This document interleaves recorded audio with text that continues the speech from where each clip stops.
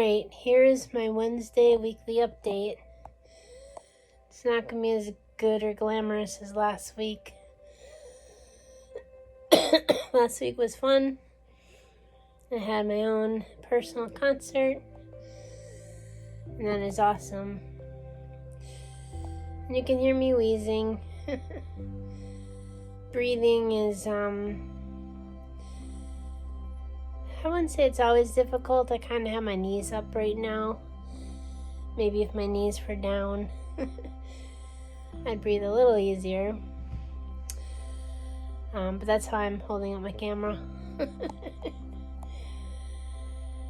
And also, if you ever hear me get up out of bed, it's a lot of wheezing, a lot of clearing my throat. The biggest battle is constipation. Sorry, might be TMI, but that's it. It's been the biggest battle since I've started this, next to cancer. I already had issues with it when I was young. And when you're on opioids, that increases it. I was on fentanyl for a while. And during one of my battles, just like crying in the bathroom, I kind of heard my higher self say, stop the fentanyl. So I contacted my nurse and I told her what I'd like to do. Maybe if I can reduce the opioids, I can help myself a little bit better in the other areas. And she said, yeah, you can just kind of take the patch off. Don't put another patch on. And I do think I went through withdrawal, because the strength of fentanyl is like 100 times the strength of morphine. So Monday, I believe, the days kind of blur. So that's why I have to write everything down in my notebook. I'll just say Monday. Wait, maybe not Monday. Well, I'll have to go look at my notebook, but there was one day where I threw up like 3 times in 24 hours. There wasn't really much to throw up after a while. And then I was starting to hit my pain limit, and my body didn't want to take any of my medications. It was like rejecting them all. So that includes the morphine. And I was just hitting my pain limit and crying. So I have a real new, profound respect for people who are addicted to drugs and then wean themselves off. That's no joke, man. Yeah. Then the next day it was, so I think that was like 24 hours or so of nausea control, maybe closer to 48. And then the next step was pain control, to try to get some of the morphine in my body, and nutrients. Because when you have nothing in your body, that's another thing. Starving to death would be awful. At least for me, when my body has no nutrients, my spine and my kidney, and it just feels like there's a burning fire in my body. So I'm really proud of, like, where I worked, Keller Junior High, of their food pantry and us being able to feed our community, because starving's no joke.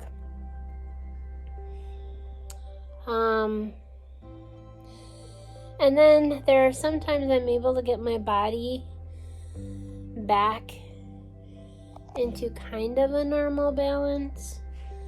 I'm always going to have a little pain like around my left rib all the way around to the back. So I almost always wear, like, can't even get some of these up here. they're all tangled. My heating pads, I wear them like a corset.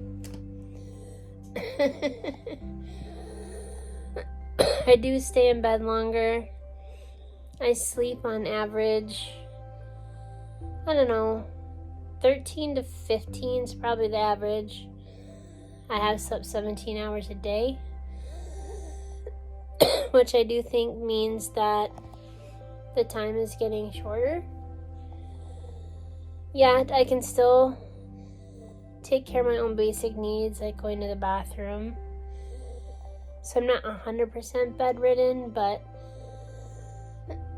in my bed is where I like to be pretty much 99% of the time, because it has everything I need. You can see my little bedside table here. And I'm gonna flip it. Let's see, can I flip it? I might have to stop it and flip it.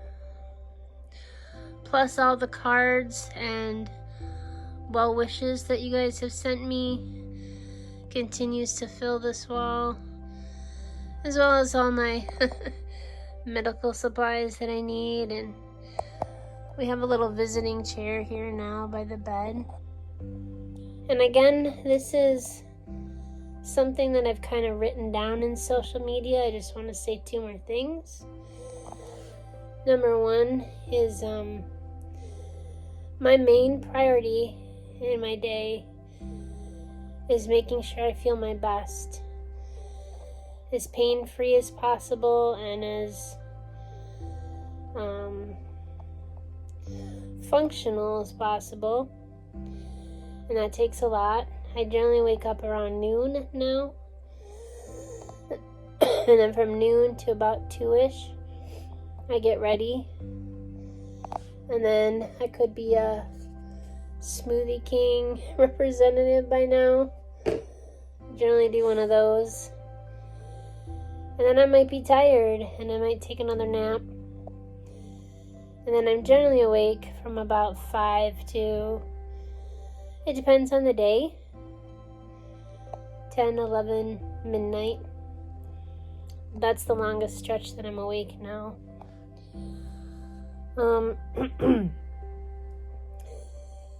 So, not just being physically functional, but also emotionally functional. There are some things that, as it gets closer, I tend to wave more. When I mean wave, I mean cry. Experience those emotions. And so I do distract myself with a lot of television. And then when I feel physically well and emotionally well, that's when I'm going to go respond to your wonderful thoughts and comments and stuff on social media. Please know that I check my social media generally about once a day. It used to be early in the morning before. Anyone who knew me, 3, 4 in the morning. But now it's tending to be in the evening or maybe closer to midnight. So I do check my social media about once a day and a couple times a week. Sorry, that was my furnace that just turned on. I do try to feel physically better, mentally better, to respond to the wonderful comments that I've got, which is overwhelming in a very good way. The last thing that I'll say is I gave permission to my husband to film things from a caretaker's point of view. So if he ever films me sleeping or crying or whatever, he has my permission to do that. Because when I'm in the middle of a wave, like really crying because I'm in pain, I can't just whip out my phone and do a selfie in that moment. And again, the reason why I do this is not for likes or anything like that. It's because when I got cancer, I wanted to know what it was going to be like. What is cancer going to be like at 6 months? What's it going to be like at 3 months? What's it going to be like at 2 months? What's it going to be at like 1 month? And hopefully my husband can continue. What's it going to be a couple days? And I encourage him to film it from a caretaker's point of view. What's a caretaker's job going to look like at certain times? A lot of times it's kind of boring for him, and other times it's kind of being a gopher. Get this, do that, move this, change my sheets. While still taking care of the house and our child. But anyway, if you do see that, he has my permission.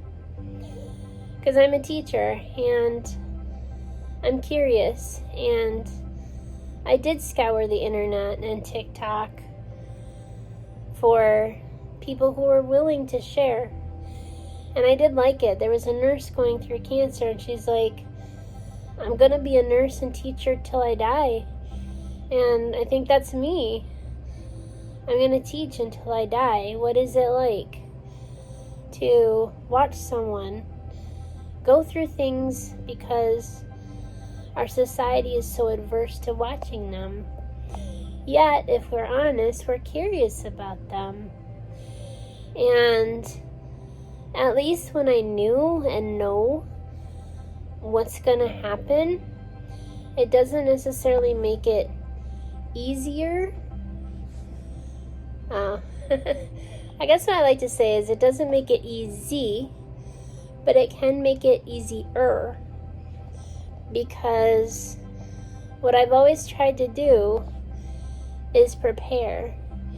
And I do feel the more prepared you are, the more you can gather resources and tools that can help you be more resilient or graceful during the hard times.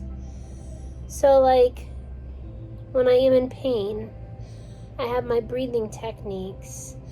I have my meditation music. I have my stories. They're like adult stories that I listen to. I have meditation. Like medication. You know, I can gather those tools. So while it's not easy, it's at least a little bit easier. So I guess that's how it's going. There's still quite a large time where I'm cognitively with it. There are some things I'm experiencing that are interesting.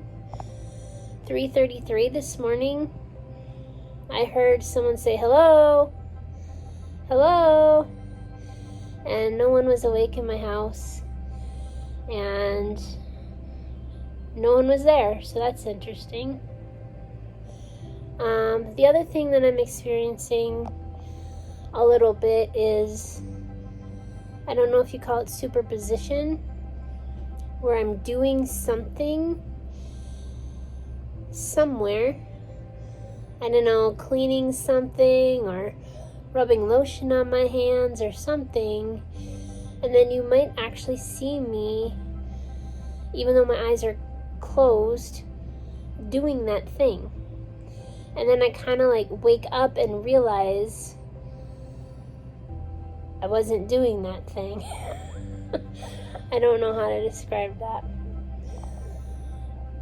So those are the things that have been happening within the past 7 days, and we'll keep keeping you updated, either through video, which is one of my favorite mediums, because a picture's worth 1,000 words, or through words, when it's just too hard to get to the video. I hope you have a blessed week, and we appreciate all of your thoughts and prayers and well wishes.